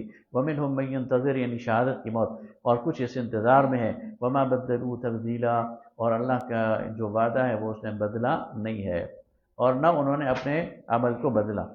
لیجزی اللہ الصادقین بصدقہم، تاکہ اللہ تعالیٰ بدلہ دے سچوں کو ان کی سچائی کا، ویعذب المنافقین، اور عذاب دے منافقین کو انشاء اگر چاہے، او یتوب علیہم، یا انہیں معاف کر دے۔ ان اللہ کان غفورا رحیما، بے شک کہ اللہ تعالیٰ بخشنے والا اور رحم کرنے والا۔ ورد اللہ الذین کفروا بغیظہم لم ینالوا خیرا، اور اللہ نے لوٹا دیا کفار کو ان کے غصے کے ساتھ کہ ان کے ہاتھ کوئی بھی بھلائی نہ لگی۔ وکفى اللہ المؤمنین القتال، اور اللہ کافی ہوا مومنین کے لیے قتال اس لڑائی میں۔ وکان اللہ قویا عزیزا، اور اللہ تعالیٰ زبردست ہے اور قوی ہے۔ وانزل الذین ظاہرهم من اہل الکتاب، اور وہ لوگ جو جنہوں نے ان کی مدد کی تھی یہود میں سے، اللہ انہیں اتار لایا، من سیاسیہم، ان کی گڑیوں سے، ان کے قلعوں سے۔ یہود نے خلاف ورزی کی، یہود کا مسلمانوں کے ساتھ پیکٹ تھا کہ وہ مدینہ کا دفاع کریں گے، لیکن انہوں نے غداری کی۔ یہود کی بنیادی طور پر 3 قبائل تھے، بنی قینقاع، بنی نضیر، بنو قریظہ۔ بدر کے بعد بنو قینقاع کو مدینہ سے نکال دیا گیا، احد کے بعد بنو نضیر کو، اب ایک قبیلہ رہ گیا تھا بنو قریظہ۔ بنو قریظہ نے آخر وقت میں مشرکین سے ساز باز کر لی اور مسلمانوں سے وعدہ توڑ دی۔ تو اللہ تعالیٰ فرماتا ہے یہ اب ان کے غزوہ بنو قریظہ کی طرف اشارہ ہے کہ پھر اللہ تعالیٰ نے ان کو ان کے قلعوں سے نکالا اور مسلمانوں کے ہاتھ میں دے دیا۔ وَقَذَفَ فِي قُلُوبِهِمُ الرُّعْبَ، اور اللہ نے ڈال دیا ان کے دلوں میں رعب، فَرِيقًا تَقْتُلُونَ، ان میں سے ایک گروہ کو تم قتل کرتے ہو، وَتَأْسِرُونَ فَرِيقًا، اور ایک گروہ کو تم نے قیدی بنایا، وَأَوْرَثَكُمْ أَرْضَهُمْ، اور تمہیں وارث بنایا ان کی زمینوں کا، وَدِيَارَهُمْ، ان کے گھروں کا، وَأَمْوَالَهُمْ، ان کے مالوں کا، وَأَرْضًا لَمْ تَطِئُوهَا، اور وہ زمین جسے تم نے پامال نہیں کیا تھا، یعنی اس پر تم نے گھوڑے نہیں دوڑائے تھے، فوج کشی نہیں کی تھی، اللہ نے تمہیں مفت میں دے دی۔ وَكَانَ اللَّهُ عَلَى كُلِّ شَيْءٍ قَدِيرًا، اور اللہ تعالیٰ ہر چیز پر قدرت رکھتا ہے۔ تو یہاں تک وہ غزوہ احزاب کا مسئلہ تھا جو کہ، اور پھر اس کے بعد غزوہ بنو قریظہ اس پر تبصرہ تھا۔ اب دوبارہ بات وہیں آ رہی ہے جہاں سے شروع کی تھی۔ یا ایھا النبی، اے نبی صلی اللہ علیہ وسلم، قل لازواجک، آپ اپنی بیویوں سے کہہ دیجئے، ان کنت تردن الحیات الدنیا وزینتها فتعالین امتعکن واسرحکن سراحا جمیلا، اگر تم دنیا کی زینت چاہتی ہو یا کوئی فائدہ چاہتی ہو تو آؤ میں تمہیں کچھ فائدہ دے دوں اور تمہیں رخصت کر دوں بہت اچھی طرح۔ نبی صلی اللہ علیہ وسلم کی جو ازواج تھی، انہوں نے نبی صلی اللہ علیہ وسلم سے نان نفقے کا مطالبہ شروع کر دیا اور کہا کہ جبکہ نبی صلی اللہ علیہ وسلم کی ساری زندگی فقر کی ہے، درویشی کی ہے، کوئی مستقل آمدن تھی بھی نہیں، اور آپ اس کے لیے یعنی کیا کہتے ہیں، یعنی فارغ بھی نہیں تھے، آپ تو مسلسل دعوت کے کام میں لگے ہوئے تھے، تبلیغ کے کام میں لگے ہوئے تھے، جہاد جد و جہد، یعنی مسلمان یعنی پوری اسٹرگل ہو رہی تھی۔ تو اس موقع پر ظاہر ہے کہ پھر گھر میں فاقہ بھی ہو جاتا تھا، گھر میں ضروریات پوری بھی نہیں ہوتی تھی، تو نان نفقے کا مطالبہ کر دیا ازواج نے، اور اکٹھے ہو کر اس پر اللہ تعالیٰ نے اس کا نوٹس لیا اور کہا کہ اگر تمہیں خرچ چاہیے، اگر تمہیں دنیا کا بناؤ سگھار چاہیے، دنیا کی فیسلٹیز چاہیے، تو پھر پیغمبر کا گھر تمہارے لیے موضوع نہیں ہے، پھر آؤ تمہیں فارغ کر دیتے ہیں، پھر جو تمہاری مرضی ہے کرتے رہو۔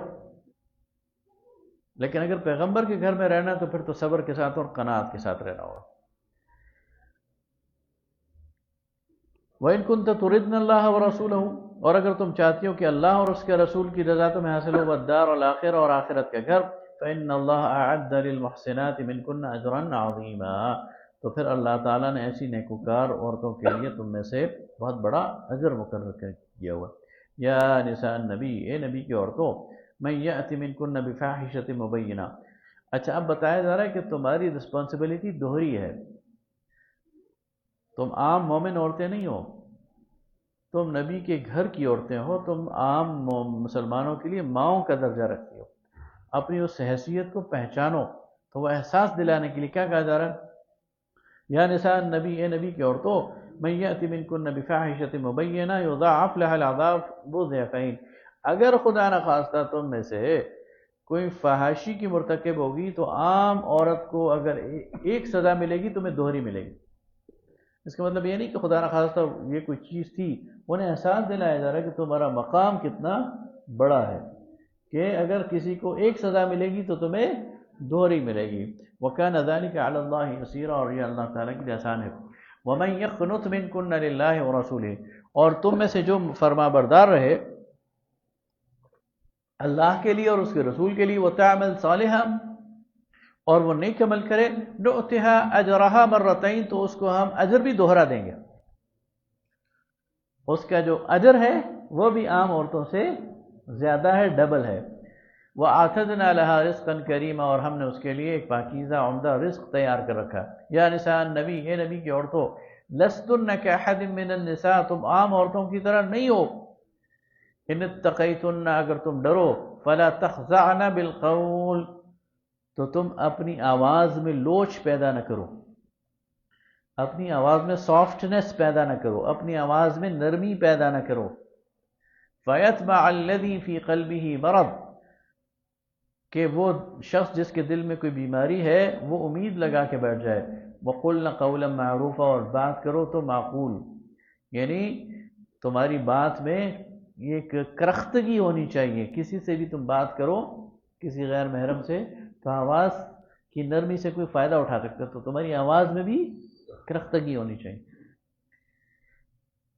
وقرن فی بیوتکن، اور وقار کے ساتھ، عزت کے ساتھ گھروں میں ٹکی رہو، ولا تبرجن تبرج الجاہلیت الاولی، اور جاہلیت کے بناؤ سے گھار نہ کرو، واقمنا الصلاۃ، اور نماز قائم کرو، واتینا الزکاۃ، اور زکوٰۃ دو، واطعنا اللہ ورسولہ، اور اطاعت کرو اللہ اور اس کے رسول کی، انما یرید اللہ لیذھب عنکم الرجس اہل البیت، اللہ چاہتا ہے کہ دور کر دے تم سے گندگی ایک گھر والوں، ویطہرکم تطہیرا، اور تمہیں صاف ستھرا اور پاک کر دے، وَاذْكُرْنَ مَا يُتْلَى فِي بُيُوتِكُنَّ، اور یاد کرو جو قرآن کی آیات پڑھی جاتی ہیں تمہارے اپنے گھروں میں، من آیات اللہ، اللہ کی آیات سے، والحکمہ، اور دانائی کی باتوں سے، ان اللہ کان لطیفا خبیرا، اللہ باریک بھی ہے اور خبردار بھی۔ تمہارے گھروں کی زیب و زینت اور آرائش یہ اللہ کی آیات ہیں، تمہارے گھروں کی زیب و زینت اور آرائش وہ حکمت اور دانائی کی باتیں ہیں جو رسول تمہیں سکھاتے ہیں،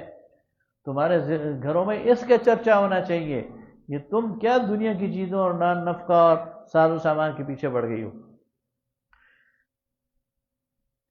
ان المسلمین والمسلمات، بے شک وہ مسلمان مرد اور عورتیں، والمؤمنین والمؤمنات، وہ مومن مرد اور عورتیں، والقانتین والقانتات، فرما بردار مرد فرما بردار عورتیں، والصادقین والصادقات، سچے مرد سچی عورتیں، والصابرین والصابرات، اور صبر کرنے والے مرد صبر کرنے والی عورتیں، والخاشعین والخاشعات، عاجزی سے رہنے والے مرد اور عاجزی سے رہنے والی عورتیں، والمتصدقین والمتصدقات، اور خیرات کرنے والے مرد اور عورتیں، والصائمین والصائمات، اور روزے دار مرد اور عورتیں، والحافظین فروجہم والحافظات، اور اپنی شرمگاہوں کی حفاظت کرنے والے مرد اور عورتیں، والذاکرین اللہ کثیرا والذاکرات، اور کثرت سے اللہ کو یاد کرنے والے مرد اور عورتیں، اعد اللہ لہم مغفرہ، اللہ نے ان کے لیے تیار کر رکھی ہے معافی، واجرا عظیما، اور بہت بڑا اجر۔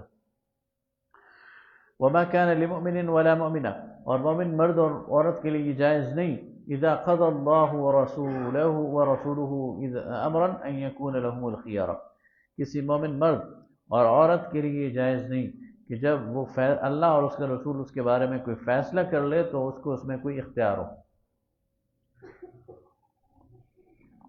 اب یہ کیا بات ہوئی،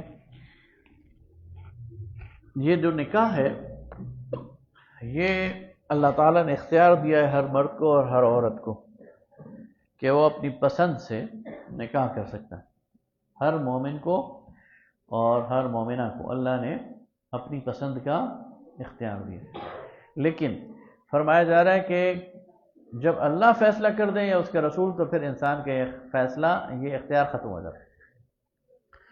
حضرت زید بن حارثہ ان کا نکاح حضرت زینب سے کر دیا۔ حضرت زینب جو تھی وہ رسول اللہ صلی اللہ علیہ وسلم کی پھوپھی ذات بہن تھی، حضرت صفیہ کی بیٹی تھی، تو وہ قریش کی اعلیٰ نسب خاتون تھی۔ حضرت زید پر غلامی کا ایک ٹیگ تو لگا ہوا تھا، عرب معاشرے میں ایک بڑی بات ہوتی تھی، حالانکہ بنو کلب کے تھے اور اچھا عرب کا قبیلہ ہے، لیکن چونکہ غلامی کے اس سے گزرے تھے تو غلامی کا ایک ٹیگ ان پہ لگا ہوا تھا۔ تو رسول اللہ صلی اللہ علیہ وسلم نے حضرت زینب اور حضرت زید بن حارثہ کا نکاح ہی کر دیا، تو یہ حضرت زینب کے لیے یہ جو پروپوزل ہے یہ اس پر وہ خوش نہیں تھیں، یعنی اس کو اپنا ہم پلہ نہیں سمجھتی، لیکن اللہ تعالیٰ فرماتا ہے کہ جب اللہ کا رسول تمہارے لیے کوئی فیصلہ کر دے تو پھر تمہارا اپنا چوائس ختم ہو جاتا۔ تو جب یہ آیت اتری تو پھر انہوں نے سرنڈر کر دیا اور اس نکاح کے لیے تیار ہو گئے۔ وَمَن يَعْصِ اللَّهَ وَرَسُولَهُ، پس جو نافرمانی کرے گا اللہ اور اس کے رسول کی، فقد ضل ضلالا مبینا، تو پھر وہ بہت دور کی گمراہی میں جا پڑا۔ وَإِذْ تَقُولُ لِلَّذِي أَنْعَمَ اللَّهُ عَلَيْهِ وَأَنْعَمْتَ عَلَيْهِ أَنْعَمَ اللَّهُ عَلَيْهِ وَأَنْعَمْتَ عَلَيْهِ أَمْسِكْ عَلَيْكَ زَوْجَكَ، اور جب تم کہہ رہے تھے اس بندے سے جس پر اللہ نے نعمت کی اور تم نے نعمت کی، یعنی حضرت زید، أَمْسِكْ عَلَيْكَ زَوْجَكَ، کہ اپنی بیوی کو اپنے پاس رکھ، وَاتَّقِ اللَّهَ، اور اللہ سے ڈر۔ اچھا جب ان کا نکاح ہو گیا تو ایک سال کے اندر ان کے اندر اختلافات پیدا ہونے شروع ہو گئے۔ اب حضرت زید جو تھے وہ بھی طبیعت کے ذرا ڈومیننٹ تھے، اور حضرت زینب جو تھی ان کے اندر وہ قرشیت تھی کہ میں قریش کی اعلیٰ نسب خاتون ہوں، تو وہ دونوں جو ہیں ان کی نبھ نہ سکی، تو حضرت زید نے اپنی بیوی کو طلاق دینے کی کا ارادہ کیا اور اس سے نبی صلی اللہ علیہ وسلم کو آگاہ بھی کیا، چونکہ نبی صلی اللہ علیہ وسلم نے خود یہ نکاح کرایا ہوگا، تو آپ نے حضرت زید کو کہا کہ نہیں، اللہ سے ڈرو، ایسا نہ کرو۔ وَتُخْفِي فِي نَفْسِكَ مَا اللَّهُ مُبْدِيهِ وَتَخْشَى النَّاسَ وَاللَّهُ أَحَقُّ أَن تَخْشَى، اور آپ اپنے جی میں وہ بات چھپا رہے تھے جس کو اللہ نے ظاہر کرنا تھا، اور آپ کو لوگوں کا خطرہ تھا، جبکہ اللہ اس کا زیادہ حق ہے کہ آپ اس سے ڈریں۔ تو نبی صلی اللہ علیہ وسلم کے ذہن میں کیا خیال تھا؟ نبی صلی اللہ علیہ وسلم کے ذہن میں یہ تھا کہ اس سے پہلے وہ آیت گزر چکی ہے نا کہ اللہ تعالیٰ نے جو منہ بولے بیٹے ہیں یہ ان کی کوئی حقیقت نہیں ہے۔ تو نبی صلی اللہ علیہ وسلم کو یہ خیال تھا کہ اللہ تعالیٰ یہ جو زینب ہے اس سے میرا نکاح کرا دیں گے اور عرب میں ایک طوفان کھڑا ہو جائے گا کہ اس نے دیکھو اپنے منہ بولے بیٹی کی مطلقہ سے نکاح کر لیا، جبکہ اللہ اسی رسم کو ختم کرنا چاہتا تھا آپ کے ذریعے۔ آپ صلی اللہ علیہ وسلم مصلحت چاہ رہے تھے کہ ایسا نہ ہو میرے ذریعے سے، جبکہ اللہ چاہتا تھا کہ ایسا ہو جائے، اس لیے آپ کے ذہن میں یہ بات تھی کہ ایسا نہ ہو اور یہ اپنی بیوی کو رکھے اور مجھ پر یہ نہ آئے۔ لیکن اللہ کیا فرماتا ہے، اللہ تو بے نیاز ہے، اس نے تو رسمیں ختم کرنی تھی، اس نے تو یہ قباحت ختم کرنی تھی۔ تو یہ آپ صلی اللہ علیہ وسلم کے ذہن میں خیال آیا تھا؟ شروع میں بات نہیں ہوئی، وہ مطلب ان کے ذہن میں یہ تھا کہ کہیں اللہ یہ نکاح مجھ سے کرا کے اس کو ختم نہ کرے، لیکن یہ کس طرح آیا؟ یا اللہ تو اللہ ہے نہیں، دیکھیں نا، یہ جب شروع میں بات آ رہی ہے نا کہ جو تمہارے منہ بولے بیٹے ہیں، یہ تمہارے منہ بولے بیٹے نہیں ہیں بلکہ یہ اپنے والدین کے بیٹے ہیں۔ اب اس رسم میں عرب میں وہ موجود تھی رسم، ٹھیک ہے، تو یہ اس کو ظاہر ذہن میں خیال تو آتا ہے، اس وجہ سے یہ ہوا۔ اچھا، آگے فرمایا فلما قضا زید منها وطرا، اور جب زید نے، یہ صحابہ کرام میں سے ایک صرف زید رضی اللہ تعالیٰ عنہ ہیں جن کا نام قرآن میں ہے، تو فرمایا جب زید نے اپنا وہ ضرورت پوری کر لی، یعنی طلاق دے دیا، زوجناکہا، اللہ فرماتا ہے میں نے ان کو آپ کی زوجیت میں دے دیا، لکی لا یکون علی المؤمنین حرج، تاکہ مومنین پر کوئی حرج نہ رہے، تنگی نہ رہے، فی ازواج ادعیائہم، اپنے بیٹوں، منہ بولے بیٹوں کی بیویوں کے حوالے سے۔ یہ ہے وہ مسئلہ، اذا قضوا منہم وطرا، جب وہ ان سے اپنی ضرورت پوری کر لیں، وکان امر اللہ مفعولا، اور جو اللہ کا کام ہے وہی ہو کر رہتا ہے۔ ما کان علی النبی من حرج، اور نبی پر کوئی حرج نہیں، فیما فرض اللہ، جو اللہ نے اس کے لیے فرض کر دیا ہے کہ اس کو پورا کرے، لہو، اس کے لیے، سنت اللہ فی الذین خلو من قبل، یہ وہ سنت ہے جو اللہ کی اس سے پہلے لوگوں میں آ چکی ہے۔ اب یہاں ہوا کیا؟ اب دو تین باتیں ایک دم مکس ہو گئیں۔ ایک تو یہ ہوا کہ حضرت زید آپ کے منہ بولے بیٹے تھے، ان کی بیوی کو لوگ عرب میں وہی پروٹوکول دیتے تھے جو بہو کو دیتے ہیں۔ ایک تو اس رسم کو ختم کرنا تھا، تو جب یہ نکاح ہوا تو اس پر پروپیگنڈا شروع ہو گیا، منافقین کی طرف سے بھی، کفار کی طرف سے بھی۔ دوسرا پروپیگنڈا یہ شروع ہوا کہ اللہ تعالیٰ نے سورہ نساء میں مسلمانوں کو پابند کیا 4 نکاحوں پر، جبکہ یہ نبی صلی اللہ علیہ وسلم کا 5واں نکاح تھا۔ تو اس پر بھی بات شروع ہو گئی کہ دیکھو ویسے تو اللہ حکم دے رہا ہے 4 نکاح کا، اور اب 5واں نکاح شروع کر رہا۔ تو اب اللہ تعالیٰ ان ساری چیزوں کو کلیئر کر رہا ہے کہ اس 4 نکاح والی جو حکم ہے یہ عام مسلمانوں کے لیے ہے، اللہ کے نبی کے لیے نہیں۔ لیکن اللہ کے نبی کے لیے کیوں نہیں ہے؟ اس لیے نہیں کہ اللہ کے نبی صلی اللہ علیہ وسلم کی کوئی جسمانی خواہش ایسے نہیں، بلکہ نبوت کے مقام کے کچھ ایسے تقاضے ہیں کہ اس عرب کے معاشرے میں اس چیز کو نبی کے لیے بند نہیں کیا جا سکتا۔ اور بعد کے ماحول نے دیکھا کہ جب نبی صلی اللہ علیہ وسلم نے کسی قبیلے کی کسی خاتون سے عقد کیا تو وہ پورا کا پورا قبیلہ ہی مان لیا، اور اس کے ذریعے عرب کے اس معاشرے کو رسول اللہ صلی اللہ علیہ وسلم کے ذریعے اللہ تعالیٰ نے انٹیگریٹ کیا۔ یہ ایک وہاں کا ایک سمجھ لیں کہ ایک اپروچ تھی، اس لیے نبی صلی اللہ علیہ وسلم کو پر وہ پابندی لگانا وہ مصلحت کے خلاف تھی، دین کے مصلحت کے خلاف، اس لیے اللہ تعالیٰ ان ساری چیزوں کو کلیئر کر رہا۔ کیسے؟ فرمایا کہ وَكَانَ أَمْرُ اللَّهِ قَدْرًا مَقْدُورًا، اور اللہ تعالیٰ کا جو کام ہے، حکم ہے، وہ مقرر ہو چکا ہے۔ الذین یبلغون رسالات اللہ، وہ لوگ جو اللہ تعالیٰ کے پیغام پہنچاتے ہیں، یعنی رسالت کا کام کرتے ہیں، ویخشونہ، اور اس سے ڈرتے ہیں، ولا یخشون احدا، اور کسی اور سے نہیں ڈرتے، الا اللہ، سوائے اللہ کے، وکفی باللہ حسیبا، تو اللہ تعالیٰ جو ہے وہ ان کے لیے کافی ہے، ان کا حساب کرنے کے لیے۔ ما کان محمد ابا احد من رجالکم، محمد صلی اللہ علیہ وسلم تم میں سے کسی مرد کے باپ نہیں ہیں، ولکن رسول اللہ، وہ رسول اللہ ہیں، وخاتم النبیین، اور آخری نبی ہیں، وکان اللہ بکل شیء علیما، اور اللہ تعالیٰ ہر چیز کا علم رکھنے والا ہے۔ تو میرے خیال میں یہ باقی چیزیں اس میں ختم نبوت بھی آئے گی، اور باقی چیزیں وہ ہم کل کر لیں گے، تھوڑا سا ہم پہلے ختم کر لیتے ہیں، ٹھیک ہے؟